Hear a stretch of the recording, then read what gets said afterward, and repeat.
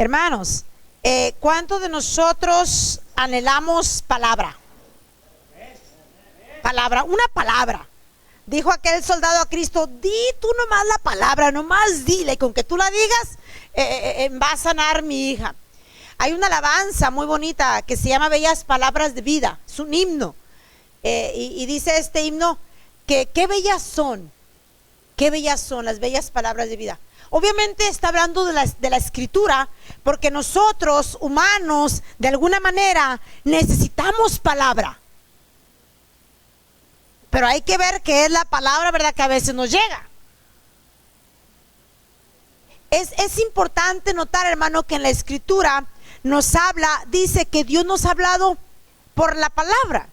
Y voy a pedir que abra su Biblia al libro de Romanos, en el capítulo 15. Ahí vamos a estar trayendo la palabra en este día, y hablando acerca de la palabra. Cuentan por ahí que un niño pequeñito estaba, la familia tenía lo que llamamos un altar familiar, y parece ser que tenía una Biblia bastante grande, y le pidieron al niño más pequeño que trajera la Biblia. El niño muy apenas podía la Biblia, pero cuando él traía la Biblia, le dice el papá: mijo, ahora tú llevas la Biblia, pero ojalá que esta Biblia con los años te lleve a ti. Ojalá y que la palabra luego te lleve a ti. ¿Por qué? Porque la Biblia como palabra de Dios, hermano, está hecha para llevarnos, está hecha para conducirnos. Cuentan que un señor estaba en su lecho de muerte. Estaba este hombre ya agonizando. Entonces él pidió a alguien y le dijo: tráiganme la escritura, tráiganme la palabra, porque ciertamente ha pasado mucha gente por aquí, pero me han traído palabra de hombre. Dijo él: denme la escritura y léanmela, porque ciertamente en la palabra de Dios yo puedo confiar. Eso es importante, hermano. Solamente en Dios podemos confiar. Dice la misma escritura que si uno pone su mente o su pensamiento en alguien que edifica en hojarasca, en ramas secas, alguien que edifica en arena floja, no va a traer nada a su vida, porque no está fundándose en la roca, no está andando en la palabra. Y me complace realmente decir que el Dios en el que yo creo es un Dios de palabra. El Dios el cual yo he escogido servir es un Dios de palabra. Él le dijo al pueblo de Israel, cuando iban a entrar a la tierra que les había prometido, ellos liderados por Josué, ese general de guerra. Josué en cierto lugar del camino los detuvo y les dijo: bueno, aquí estamos, escojan a quién van a servir. Si a los dioses que dejaron en Egipto, si a los dioses que hemos visto aquí en el desierto, si a los dioses que están al otro lado del río que hemos cruzado, escojan a quién van a servir. Y él terminó diciendo: pero yo y mi casa serviremos a Jehová. Ciertamente Dios nos va a dejar elegir. Él no nos va a obligar a hacer lo que no queremos. Pero el Dios al que yo he elegido, como lo hizo Josué, es un Dios de palabra. Y mire lo que dice el verso número 4 de este capítulo 15 de Romanos. Dice: porque las cosas que se escribieron antes para nuestra enseñanza se escribieron, a fin de que por la paciencia y la consolación de las escrituras tengamos esperanza. Quiero decirle también esta mañana, hermano, que usted no se confunda por la palabra que usted oye, venga de la fuente que venga.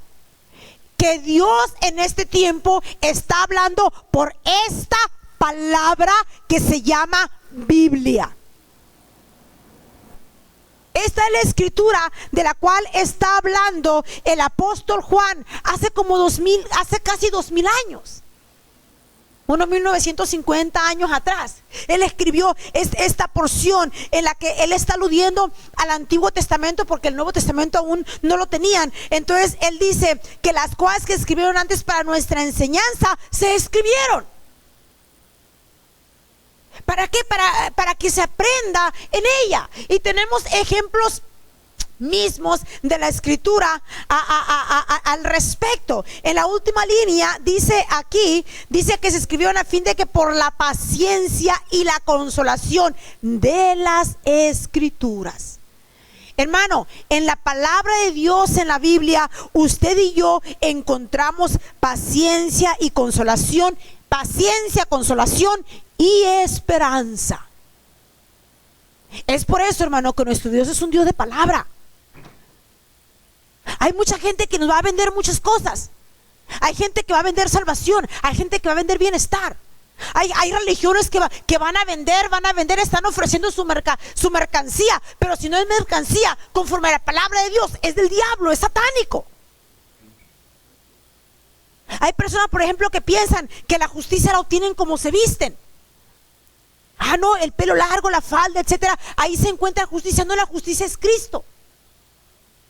A lo mejor yo sí puedo yo si creyendo que voy a ser justa porque traigo una falda a los tobillos, yo lo puedo hacer por una falda a los tobillos.